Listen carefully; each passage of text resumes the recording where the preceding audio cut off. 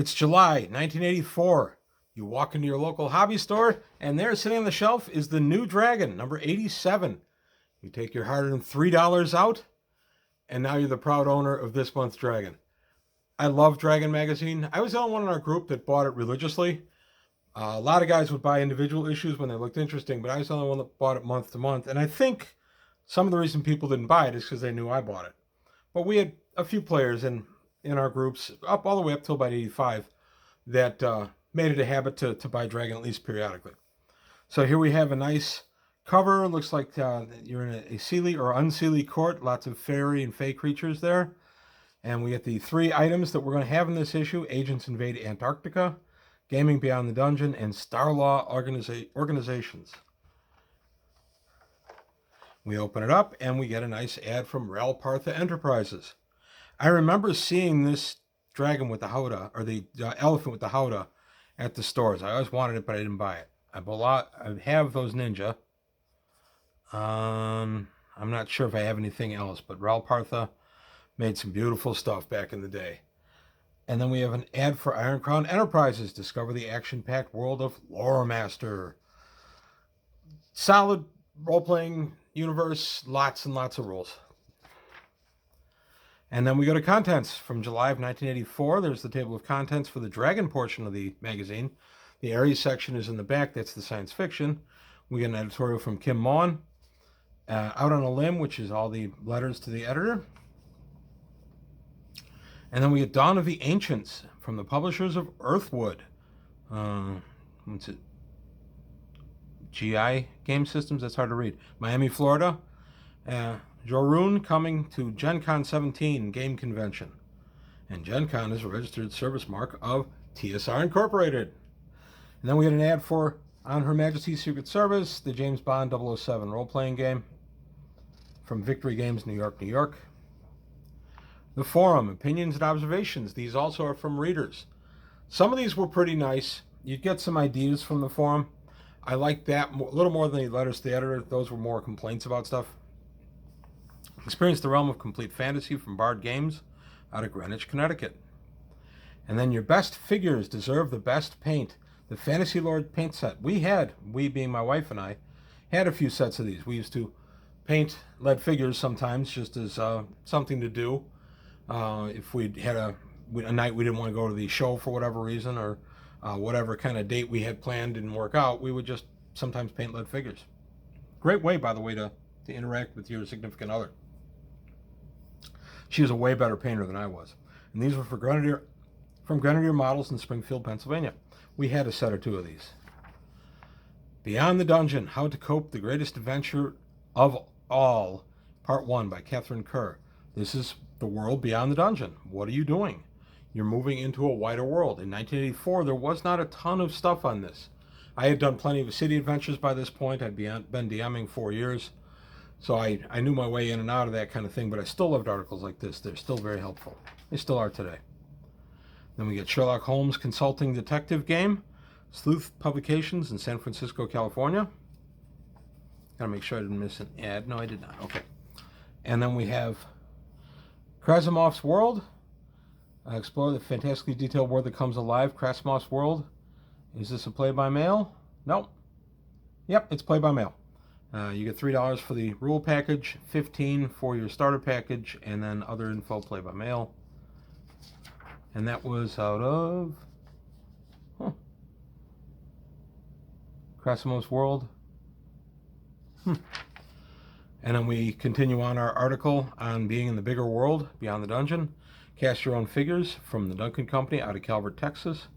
Pentastar. You'll need skills of poker, diplomacy, and chess to win at this game from Adventure Games, St. Paul, Minnesota. Lords of Creation, a fascinating new role-playing adventure game from the Avalon Hill Company. Avalon Hill did a lot of the board war game type things, famously in the 60s and 70s. Played a few of them before I ever heard of D&D. Lots of fond memories of that kind of stuff. They're out of Baltimore, Maryland. Continuing our article on the broader world, part 2 is coming up next issue. And then we have The Companions, Role-Play Campaign and Adventure Game Aids. Curse on Herath, Plague of Terror, Streets of Gems, Brotherhood of the Bolt. out of Bath, Maine. And then we get Witch Lord and Liege Lord, a breakthrough in fantasy role gaming. These guys were out of Victoria, British Columbia, and it's a board adventure game. Those were getting hot in the mid-'80s too. Superheroes were starting to take over, and then board adventure games. And then the Saga of Haven continues with the Streets of the Labyrinth, second volume, out of Game Lords in Gaithersburg, Maryland, and Recon, because the last American heroes weren't in World War II. A role-playing game, Small Elite Military Operations, RPG Inc. out of Alvin, Texas. Introducing Auto Adventure. This is from, Auto Venture. Auto Venture's complete role-playing adventure module, leaning a little bit into Car Wars here. I did play Car Wars. I never played this guy, out of Austin, Texas. The Ecology of the Dryad, lesson of the day. Don't catch them. You don't catch them, they'll catch you. Dryads are very, very tough encounter to run. I've done a few. I even had one, I think it was a human ranger, who ended up with the Dryad for a while, and I forget what bonus he gets off the top of my head. I forget what bonus it is, but he got a little benefit for having been with her for a bit. But again, this is part of the big above dungeon world. Dryads are tough encounter, a lot of fun to roleplay. You're not going to get a lot of combat out of it. Follow the road to Ral's riches. The way to the riches is easy. Ral will be giving away prizes over a 6-month period, and they give away a limited edition Imperial Dragon. How nice of these guys. Ral Partha Enterprises out of Cincinnati, Ohio. San Francisco, or science fiction gaming convention calendar for 1984. Hurry now. Gods of the Soul Empire, Cord the Brawler and Falcon, his father. I took a look at these guys on the channel about a year ago by Len the Kafka, but it's copyright Gary Gygax. There you go. And then we go to Diamond Dice Master Dice Sets out of Diamond Dice in Park Ridge, Illinois. Dice were becoming a status symbol. They still are, or are again. But dice were really becoming a status symbol. When it comes to dungeon design, we think we have a lot to offer. White Dwarf. Back when White Dwarf, before they had their own house game at Games Workshop, they were publishing a lot of D&D stuff. That's how they kind of started out. Then they broke away. White Dwarf had a lot of D&D stuff in the old issues, and it's still going. And this is out of Columbia, Maryland, here in the United States. And we continue on with the Gods of Greyhawk, and then we get Treacherous Fun, the Shogun game. Love Shogun. That was a lot of fun. Novel's great too. And then we have Toy Soldiers in Austin, Texas. This guy is the Armory Balboa Game Company, Hobby Game Distributors, and Greenfield Hobby Distributors for Shogun. Toy Soldiers are at Austin, Texas. And then the Armory paint sets, another ad for Armory paint sets. And of course, what fine store can we find it at? Here in lovely Illinois. Out of Sequence still, there's Indiana.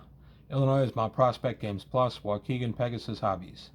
I've been at Games Plus many times, not ever Pegasus.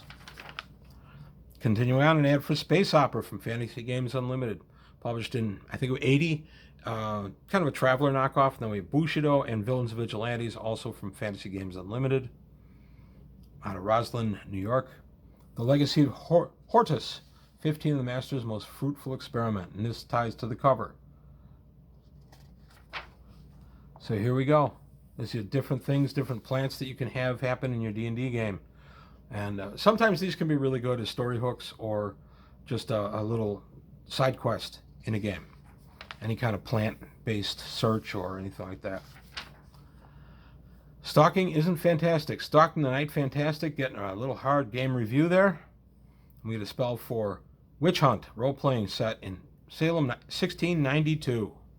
Atlantis, the Lost World from Bard Games, where fantasy becomes reality. Now available at Walden Books. I used to shop Walden Books a few miles from my house all the time. Missed that place. Continuing on the review there. And the game review, The Book is Better of the Forever War from Mayfair Games. So better review there. Complete Strategist, your newest adventure lies on the horizon. This is a series of hobby stores that I'm given to understand at least one in New York is still going, per one of my viewers. Silver Dawn, a brilliant excursion into fantasy fueled by the healthy fire of the moderator's imagination. Recommended for everyone. It's a play-by-mail. And this was out of Charlotte, North Carolina. Continuing on our review, we go to Nova. We've taken the dice out of fighting. That's kind of a, they were digest-sized books, and then you would have one and I would have one, and we would turn and have opposing statistics on pages, and we would combat that way, dice-free. Whiteout, a top secret game adventure by Merle Rasmussen, gentleman who gave us Whiteout, or Top Secret, not Whiteout. That was Michael Nesmith's mother. So there we go, Operation Whiteout. Your objective, get the goods on Khan, don't catch cold doing it. So we're in the Antarctic. I don't ever remember playing this. I read this. I remember reading it back in the day. I don't think I ever ran it. I was running Top Secret at the time. Continuing on, we go to an ad for Gen Con 17. Yay! 40 years ago this month, on the August 17th, so just, or not this month, but next month, 40 years ago next month, a little over a month from now, is the 40th anniversary of my first ever Gen Con. I went to this one in 1984 at the University of Wisconsin Parkside campus in Kenosha, Wisconsin. And it was $20 for all 4 days or $10 a day. My wife and I went up there with some friends. About the convention, we get a nice look at the convention itself, what events are going to be run. I didn't play any events at this particular one. We just kind of walked around it, bought stuff out of the dealer room. Had a really good time. I enjoyed the heck out of it. So there you go. This is all the con, where everything is going to be located, what time it will be happening. It's pretty big. Gen Con has always been pretty big. This, like I say, was my first one, and there's a lot of events here. Still going. I like that they featured Gen Con. It did irritate me when they took up this much of the magazine for it, because I know it was pre-internet and you had to get the word out somehow, but I paid $3 for this and I lost about 8 pages to it, but oh well. Then we have the personnel of Atlantis for Top Secret. We get the main complex. There's the subsurface of the main complex. Continuing on, the Whiteout Agent dossiers, which are always wonderful to have. And if you don't use them as player characters, they make great non-player characters. Simon's Sidekick by John E. Smith. A little bit of fiction for us this month. Always confused why fiction, science fiction, wouldn't have been in the Ares section, but oh well. Visit Pern, Land of Dragons from Mayfair Games out of Chicago, Illinois. There you go, Dragon Riders of Pern. Announcing the 4th Annual Miniatures Open, Saturday, August 18th, 1984, at Kenosha, Wisconsin. I actually think I saw this. They had a display up for it. I do believe I saw it. Ares, Science Fiction Gaming section. Always love the Ares section.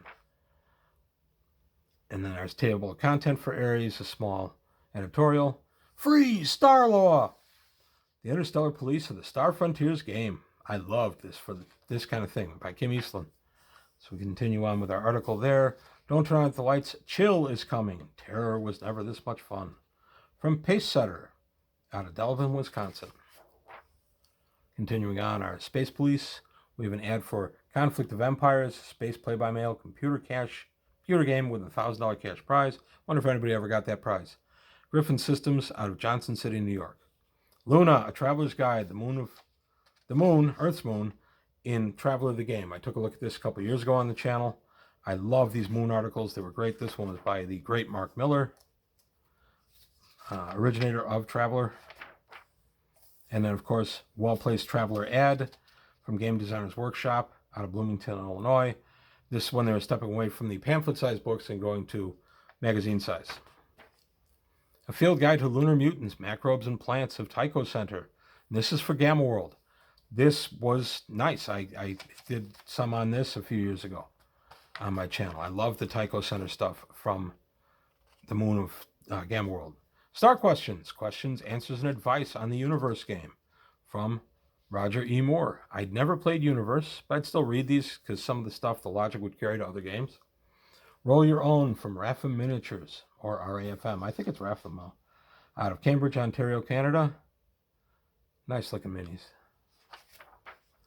And then we continue. We get an ad for Nexus. Don't miss out on Nexus. Nexus Magazine out of Amarillo, Texas.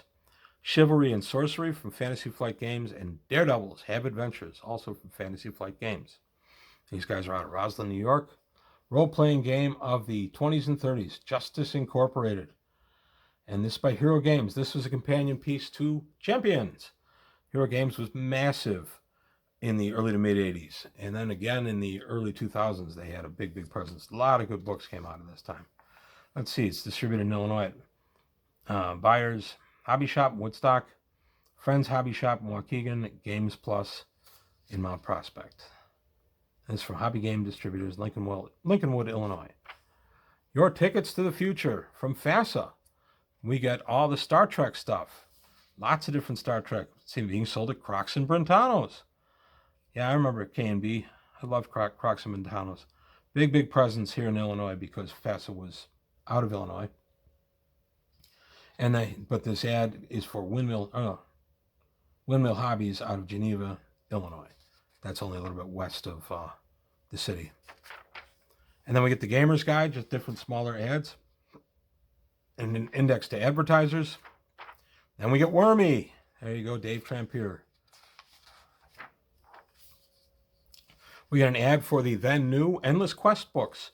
The TSR dove into these pretty big. There were a lot of Endless Quests. I've had a few over the years. Dragon Mirth. Like the Dragon Mirth. I miss What's New. Phil and Dixie was gone by this time.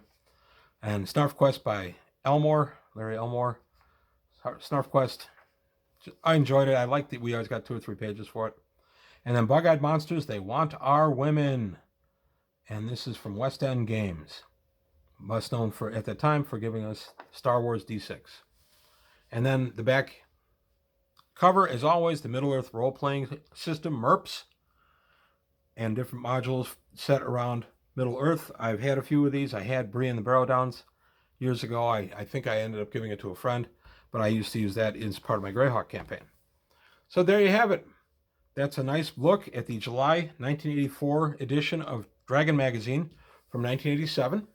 I love going through these old dragons. This is so much fun. This is one of my favorite things on my channel. Let me know what you think. I always get good views on dragons. A lot of fun nostalgia going back and thinking of the people you gamed with when you bought this particular issue. That's how I enjoy it.